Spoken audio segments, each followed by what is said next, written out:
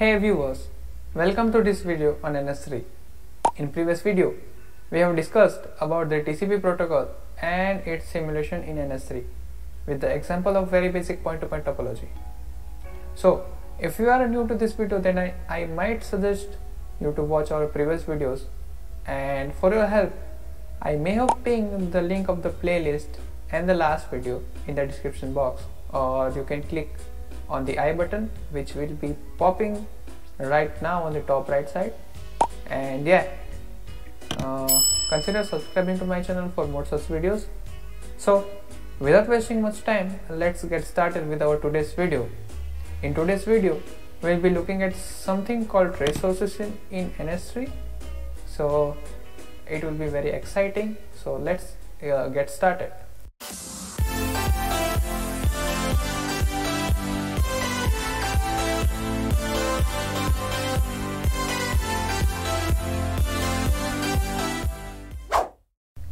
So you might be aware about the callbacks. I guess you may have used it already somewhere in your projects.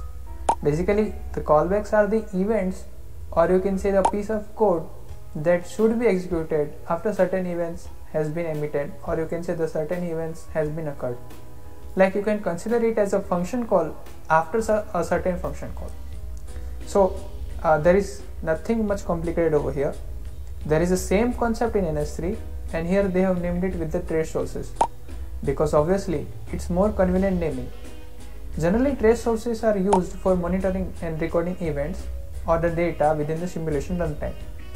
So the trace sources allows users to gather the information about the various aspects of the simulations.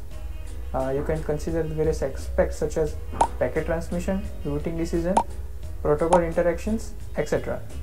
So basically, it's a very unique and flexible way of tracing, or you can say events, and it is a very flexible tracing framework provided by the NS3. So in NS3 trace sources, generally they are attached to some specific objects or modules within the simulations. You can consider the certain objects like UDP Eco Client Helper, UDP Eco Server Helper, and many more to come, or many more to explore. So they emit trace events during the simulation runtime. Now we as a user can register callbacks functions, or you can say callback functions, to capture these trace events, and then we can do whatever with that we want with the collected data. So let's see some of the common examples of trace sources in actual coding. So let's see some of the common examples of trace sources in actual coding. So let's consider an example where we want to trace the information about the packet reception and packet sent from the UDP Eco Client application. So there is this basic point-to-point topology, and there are several steps to do the thing that we want. So consider this is as what we can say step 1. So the step 1 includes that you need to identify the trace source's signature and the definition from where it has been defined. For that, you can visit the trace sources sections from the nsnam.org website, or generally it has been defined inside the header files. Here we can check the header file for the udp-eco-client.cc, which now what we can say where it has been reside. So it will be inside SRC applications, inside models, and there is this two files, udp-eco-client.cc and .h files. So these two files are important for our observations. So I have already opened that file inside this gedit text editor. First we need to see inside the .cc file. So there is this thing that we want to look out for. This is get type ID. Basically, this will be called when we'll construct the object of type UDP Eco Client. So it will be used by the object factory to instantiate the object. So inside this there are these particular things like .add trace sources. You need to look out for these. So there are actually 4 trace sources that are attached with the UDP echo client. So there is this 3 things inside each trace sources. There is this tag, there is this description, and this is the what we can say signature of a trace source. And yeah, that's pretty much it. So the first step is to identify the tag and the signature. So actually the signature is what we can say the variable that is mentioned over here. So let's say we have said that we want to measure the packet send and reception. So there are this description you can see. A new packet is created and is sent, and the packet has been received. So these are two trace sources that we'll be using. So what we can say, this is the variable for it, and these variables are actually defined inside the .h file. So you can see these are the callbacks to the TX events, and these are the variables. So in step 1, you need to keep in mind the signature of a trace source which you want to use, and respectively the tag of the trace source by which we will be filtering out the trace source that we want to use. So these 2 things you need to keep in mind. So this is actually the step 1. Now the step 2 is very simple. We need to make an event handler function to trace that event. Okay, you will make this function inside your NS3 script with the parameters, with the function parameters actually, that exactly matches with the definition of this trace source, or you can say the signature of the trace source that we have observed over here. So let's say this is our what we can say the file. This is very basic point-to-point topology, the UDP applications. So these are our what we can say the functions that we have defined, and you can clearly observe that signature or what we can say the parameters are exactly matches with the signature. If there are certain mismatch, then obviously there will be error. So and there is this one thing that you need to additionally attach with every function, that is context.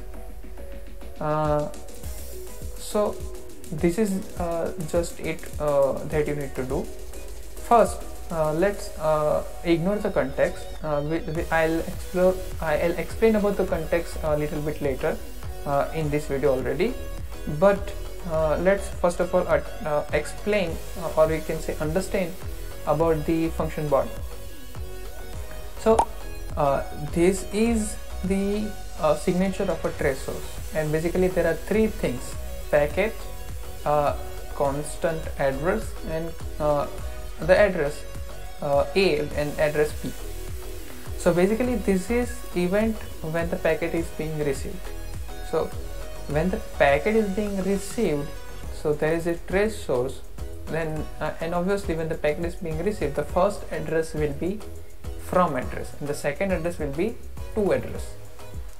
And obviously when the packet is being transmitted, the first address will be from where it has been initiated, and then the second address will be the target address, the destination address. So basically we are printing just those addresses in both the trace sources, since it is a very beginner friendly tutorial and we just want to learn about the trace sources. So let's just keep it simple. And additionally we are printing the actual context of this what we can say the object or where it has been attached. Okay, so this is basically step 2, and then we can jump to the step 3, which is the final step. We just need to connect the function with the trace sources so that it can be called when the event it can be called back when the event occurs. For that there are actually several ways. You can trace without context or with context. However, to make this tutorial to be beginner friendly, let's just talk about one of the method. However, we'll talk about the more convenient ways obviously in later on videos, because we will be dealing with the trace sources very frequently. So let's now learn about the context. So Generally the context refers to the module or the objects, or you can say the set of objects to which we are attaching the trace sources. Here attaching it to the nodes, here we are attaching with the nodes who are configured with the UDP echo clients. So actually this is the code for simulating point-to-point topology, and additionally we have wrote these two lines. Right now ignore the commented lines and this line also, just focus on 91 and 92 line. So this is config connect method, and basically this is the first parameter is the context. So actually we are saying that grab all the nodes, that's why this is a star. From all the nodes grab all the applications that node might contain, and from that filter out, or you can say the check whether that node includes UDP echo client application, and if it is, then grab the RX trace source, or you can say RX with address trace source. So basically this is the tag for the trace source that we have observed over here, TX with address and RX with address. So this is it, TX with address and RX with address. And then the connect method, the second parameter of the connect method is make callback, and basically we have passed the callback, or you can say reference to that function that we have created. You can change the name obviously, just you need to pass a reference to the function that you want to call, that you want to be called back when this RX with trace address event has been emitted, and there is this function that will be handled, or you can say that will be called. So now the meaning of context you might be aware that this second parameter also that is being called back. So now let's actually we can run this file. So we can come over here inside the root NS3 folder, we can open it inside the terminal, and the file name is trace source example, which is in exactly inside the scratch folder. So let's run this file, trace source example. We need to wait while this file runs.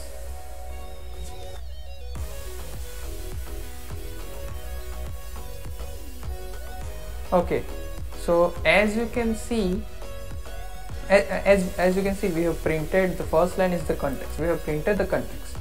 So you can see here we have passed the context as generalized, or you can say we are grabbing all the nodes. But this context that is printed over here, here there is 0, here there is star. That's because this will be mapped to the actual nodes, and there are actually two nodes, a node with index 0 and node with index 1. So this is saying that node list and 0th node is having UDP client application. So let's see. So this is client apps, and exactly we have installed the client application inside the 0th node. So that's basically the matched context to this node 0. Okay, and this is the data that we have collected, the local address, the target address, and the TX trace, and the TX trace is saying that the packet size is 1024. However, you can observe the body, but don't just focus on the body, that where this came from and where this came from. You just need to learn about the trace sources, that how you can use the trace source to collect the data at simulation runtime. So that's basically it for the trace sources. So however, this is a very important, or you can say this will be having important effect in our upcoming videos. We'll talk about more on this. We'll work with the trace sources a bit more and do some cool stuff, or you can say do some cool NS recording. For just a teaser, you can assume that the NS scripts we will be writing the NS3 scripts for the simulating graphs for the variations of TCP variants. Like say for an example, there are lots of TCP algorithms, TCP Reno, TCP cubic, etc, etc. So we'll be plotting the graphs with tracing this with the trace sources. With the help of these trace sources, we'll be measuring the queuing delays and etc, etc, such kind of cool things. So all with the help of the trace sources that we have used right now. So yeah, hope you got the idea and learned something new from this video. If you did and like this video, then hit the like button obviously, and consider subscribing to my channel for more such videos, and we'll meet in the next video. Till then, keep learning and keep exploring. So yeah, bye bye.